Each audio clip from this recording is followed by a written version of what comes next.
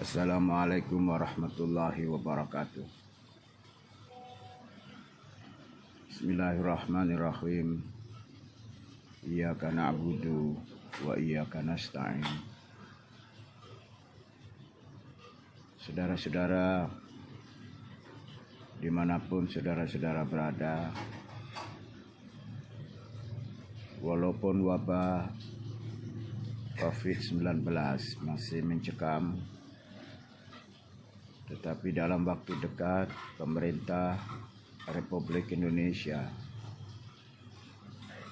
telah berhasil mendapatkan vaksin dan sedang dalam proses uji coba untuk mengamankannya, dan dalam waktu dekat pula COVID-19 akan terselesaikan insya Allah dengan COVID tersebut. Sementara ini jaga diri masing-masing, jaga keluarga. Qu anfusakum wa ahlikum naran. Saudara-saudara, jika kemarin saya berbicara tentang Sudan dan hubung kaitnya dengan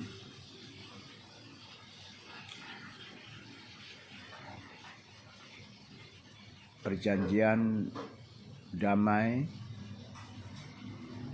yang menuju pada full diplomatic relationship dengan Israel.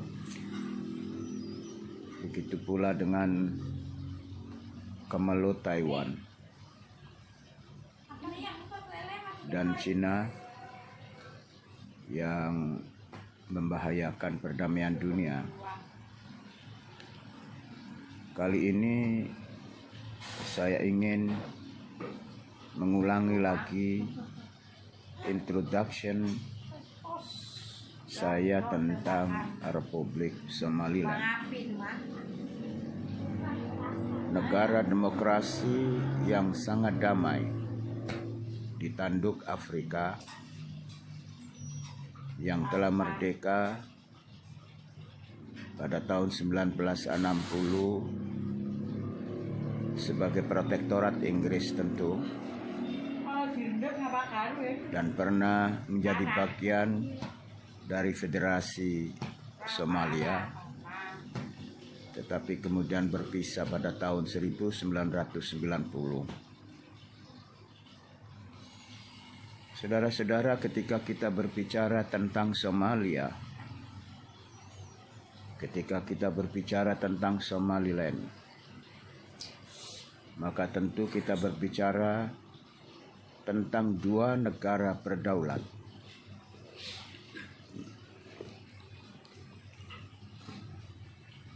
Yang satu bernama Somalia. Dia menjadi anggota dari Liga Arab. Dia menjadi anggota dari OKI atau OIC. Dan dia menjadi anggota Perserikatan Bangsa-Bangsa. Tetapi kemudian dari waktu ke waktu kita selalu disuguhi oleh hal-hal yang memilukan tentang kekerasan-kekerasan yang terjadi, tentang penjarahan atau pembajakan kapal yang melewati perairan tersebut, perairan Somalia, tentang pengeboman yang terjadi di mana-mana, bukan hanya di Somalia tetapi juga di negara tetangganya Kenya, dan banyak hal lagi yang kemudian terjadi di Somalia, yang kemudian dilakukan oleh organisasi yang berdiri di Somalia. Mungkin saudara-saudara kenal apa itu Asy-Syabab dan lain sebagainya. Kemelut demi kemelut terjadi sampai kemudian Perserikatan Bangsa-Bangsa dengan wewenangnya melakukan sesuatu yang kemudian timbul apa yang disebut sebagai resolusi Dewan Keamanan Perserikatan Bangsa-Bangsa tentang Somalia. Saudara-saudara, efeknya adalah Somaliland menjadi sebuah negara yang oleh teori berbangsa dan bernegara disebut sebagai de facto country, tidak de jure, karena sampai hari ini baru satu negara yang mengakui secara resmi dengan full diplomatic relationship, yakni Taiwan. Sementara Taiwan itu sendiri masih menjadi bagian daripada pertikaian dengan China dan Perserikatan Bangsa-Bangsa sekali lagi dengan resolusi One China polisinya membuat Republik China ROC atau Taiwan menjadi terkucil. Hanya 16 negara yang mengakuinya. Dan sampai saat ini masih belum menjadi anggota Perserikatan Bangsa-Bangsa kembali. Saudara-saudara, Somaliland adalah sebuah negara yang menurut pendapat saya de facto dan de jure sah karena telah memenuhi persyaratan-persyaratan dalam kaidah berbangsa dan bernegara. Ada pemerintahan, ada rakyat, ada teritorial. Dan selama 30 tahun terakhir ini, tanpa harus menjadi anggota Perserikatan Bangsa-Bangsa, tanpa harus mendapatkan pengakuan dari masyarakat internasional, bahkan ditolak oleh Inggris yang pernah memerdekakannya di dalam sidang parlemen di Inggris. Tetapi bangsa Somaliland bertekad untuk hidup mandiri, hidup yang tidak tergantung pada kekuatan asing, hidup yang dalam tauhid disebut sebagai qiyamu binafsihi. Saudara-saudara, jika kita ingin belajar tentang kehidupan berbangsa dan bernegara dengan independen,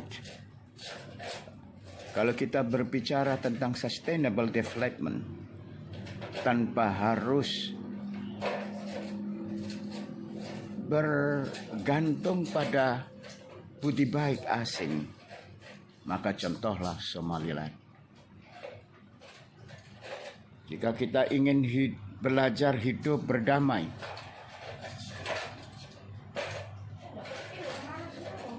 dalam kehidupan berbangsa dan bernegara tanpa bergantung pada support pihak ketiga atau support masyarakat internasional, maka lihatlah, belajarlah dari Somaliland. Somaliland adalah lesson learned bagi kehidupan demokrasi di dunia. Saudara-saudara, ini adalah bagian dari perkenalan kita terhadap Somaliland.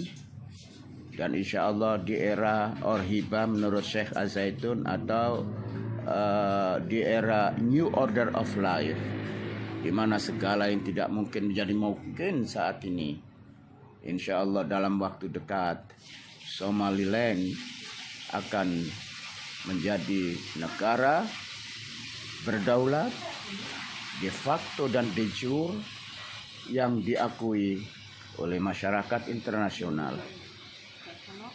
Pendekatan-pendekatan diplomasi telah dilakukan oleh pemerintah Sierra Leone di bawah kepemimpinan Presiden Moussa Biahi. Pendekatan-pendekatan non-governmental organization atau P2P telah dilakukan oleh banyak pihak di Somaliland dan di mancanegara, termasuk yang kita lakukan.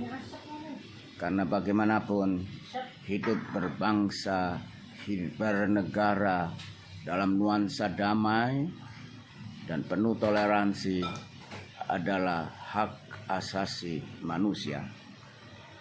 Saudara-saudara, PBB mengedepankan hak asasi manusia, tetapi di satu sisi mengucilkan Somaliland. Dan ini adalah pelanggaran terhadap hak asasi manusia. Hadza wallahu yar'ana wa yakhfaduna. Walhamdulillahi rabbil alamin. Merdeka. Assalamualaikum warahmatullahi wabarakatuh. Bismillahirrahmanirrahim. Iyyaka na'budu wa iyyaka nasta'in. Saudara-saudara, dimanapun saudara-saudara berada, walaupun wabah COVID-19 masih mencekam, tetapi dalam waktu dekat pemerintah Republik Indonesia telah berhasil mendapatkan vaksin dan sedang dalam proses uji coba untuk mengamankannya, dan dalam waktu dekat pula COVID-19 akan terselesaikan insya Allah dengan COVID tersebut. Sementara ini jaga diri masing-masing, jaga keluarga. Qu anfusakum wa ahlikum naran. Saudara-saudara, jika kemarin saya berbicara tentang Sudan dan hubung kaitnya dengan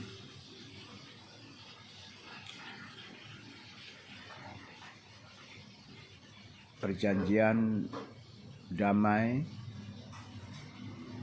yang menuju pada full diplomatic relationship dengan Israel. Begitu pula dengan Kemelut Taiwan dan Cina yang membahayakan perdamaian dunia. Kali ini saya ingin mengulangi lagi introduction saya tentang